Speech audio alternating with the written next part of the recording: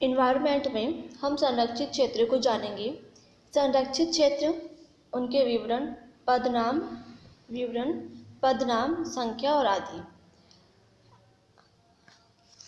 संरक्षित क्षेत्र में जैसे वन्यजीव अभयारण्य, राष्ट्रीय उद्यान, सामुदायिक रिजर्व या संरक्षण, बायोस्फीयर रिजर्व, टाइगर रिजर्व, पक्षी अभयारण्य, प्राकृतिक संरक्षण क्षेत्र और संरक्षित विशेष कृषि क्षेत्र आते हैं।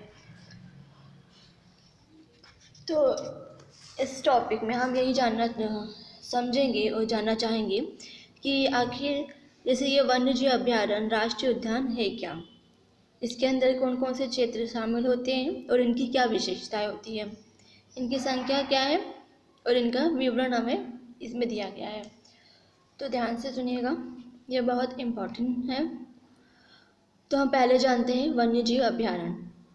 तो एक वन्यजीव अभयारण्य एक ऐसा क्षेत्र होता है जहाँ जीव जंतुओं के पर्यावास और उनके इर्द गिर्द के क्षेत्र किसी भी प्रकार के वह गतिविधियों से संरक्षित होते हैं। वन्य जीव संरक्षण अधिनियम 1972 राज्य सरकार को कुछ क्षेत्रों को वन्य जीव अभयारण्य घोषित करने का अधिकार प्रदान करता है।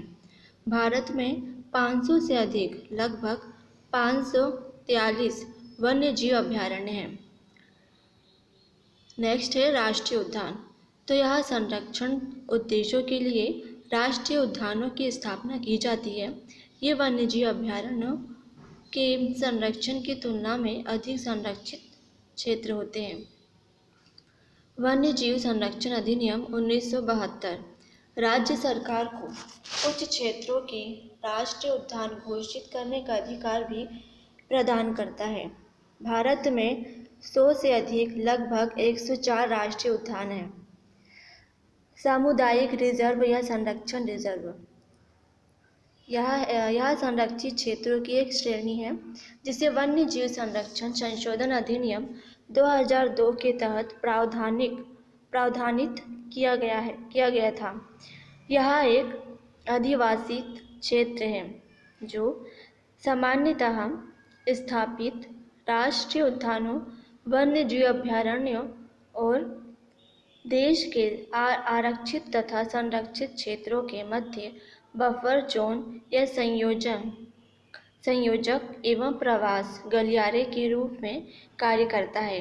इस क्षेत्र में कुछ भूखंड निजी स्वामित्वाधीन होते हैं।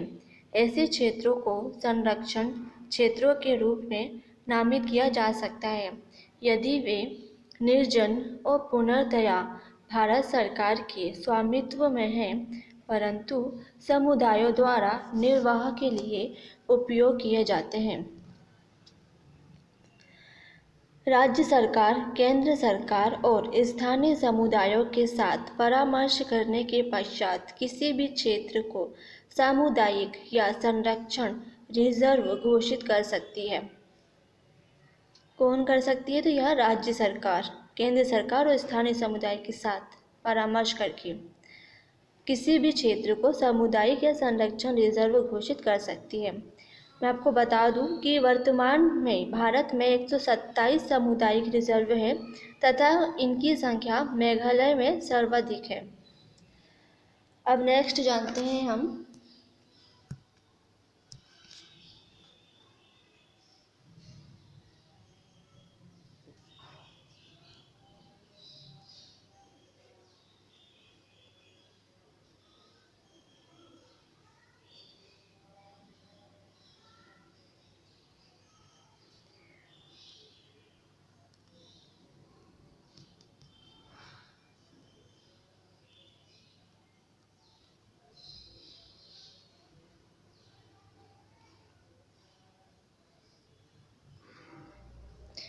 Biosphere reserve.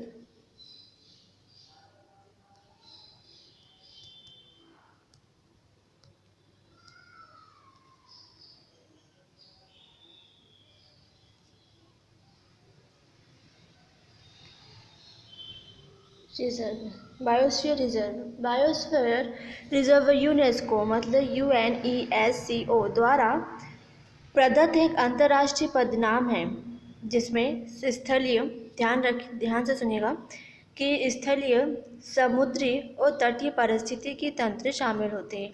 जैसे बोलती हूँ, स्थलीय, समुद्री और तटीय पारिस्थितिकी तंत्र शामिल होते हैं।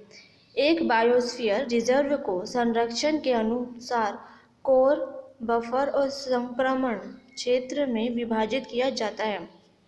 कोर, बफर और संक्रमण क्षेत्र में विभाजित किया जाता है। वर्तमान समय में भारत में 18 बायोस्फीयर रिजर्व हैं। ध्यान रखिए, 18 बायोस्फीयर रिजर्व हैं, जिनमें से 11 UNESCO man and biosphere programme के तहत world network of biosphere reserve के अंतर्गत शामिल है। नेक्स्ट आता है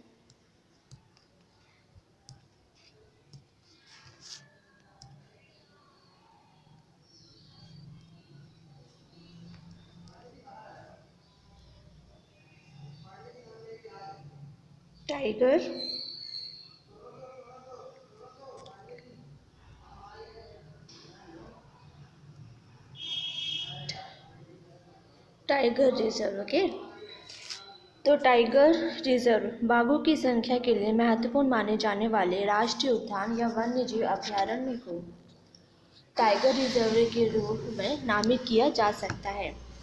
ये प्रोजेक्ट टाइगर द्वारा नियंत्रित होते हैं, जिसका प्रबंधन राष्ट्रीय बाघ संरक्षण अधिकरण NTCA द्वारा किया जाता है।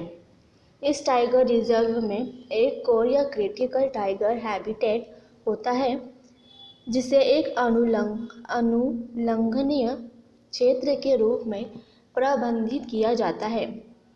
इसके अतिरिक्त इसका बफर या परिधीय क्षेत्र कोर एरिया से संलग्न होता है, जिसमें पर्यावरण संरक्षण पर कुछ कम ध्यान दिया जाता है। वर्तमान में देश में 50 टाइगर रिजर्व हैं। तो यह रहा टाइगर रिजर्व की महत्वपूर्ण जानकारी। अब नेक्स्ट है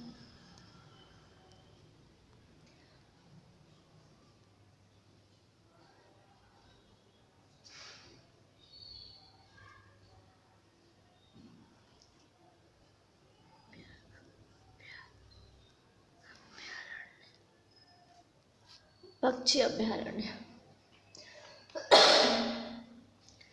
पक्षी अभयारण्य हरित अधिकरण पक्षी अभयारण्य प्राकृतिक क्षेत्र होते हैं जो पक्षियों के विभिन्न प्रजातियों और उनके प्राकृतिक पर्यावासों को संरक्षण प्रदान करते हैं। भारत में 70 से अधिक पक्षी अभयारण्य है। नेक्स्ट है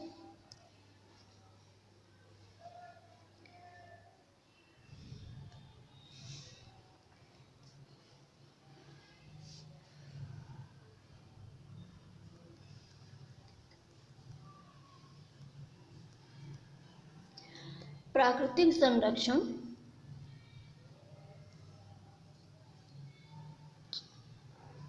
क्षेत्र।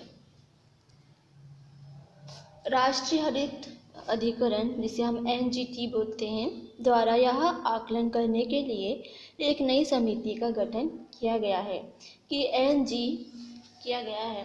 NGZS की सुरक्षा के लिए उप क्षेत्र योजनाएं राष्ट्रीय राजधानी क्षेत्र योजना बोर्ड NCRPB द्वारा विकसित क्षेत्रीय योजना के अनुरूप है अथवा नहीं। NCZ का महत्व यह है कि इसे स्थावर संपदा की बजाय संरक्षण हेतु चिन्हित किया जाता है। तदनुसार निर्माण की अनुमति केवल 0.5% होती है तथा वह भी क्षेत्रीय उद्यानों और अभयारण्यों जैसे क्षेत्रीय मनोरंजक गतिविधियों हेतु। इन क्षेत्रों में वाणिज्यिक, आवासीय, पर्यटन और अन्य स्थावर संपदा उद्देश्य के लिए निर्माण कार्य पूर्णतः प्रतिबंधित होते हैं। तो यह हमने जाना प्राकृतिक संरक्षण क्षेत्र के बारे में।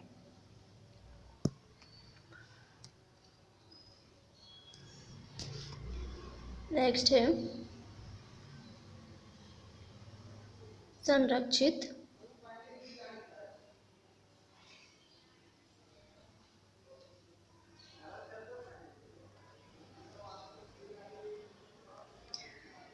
विशेष कृषि क्षेत्र।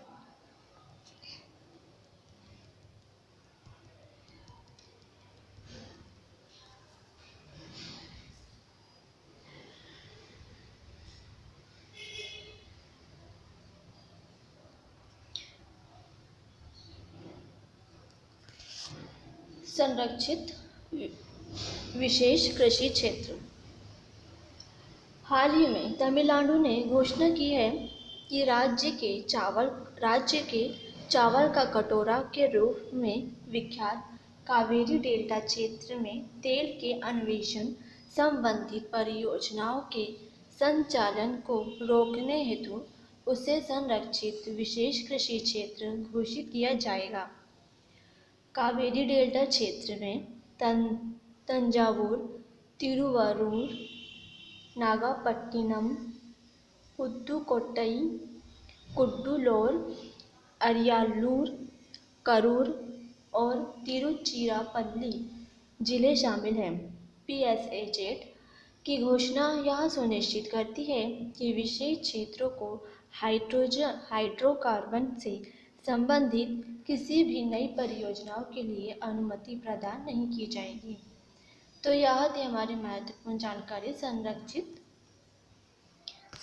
क्षेत्र के बारे में, जिसमें हमने उसका विवरण को अच्छे से समझा, जिसमें था पदनाम और संख्या।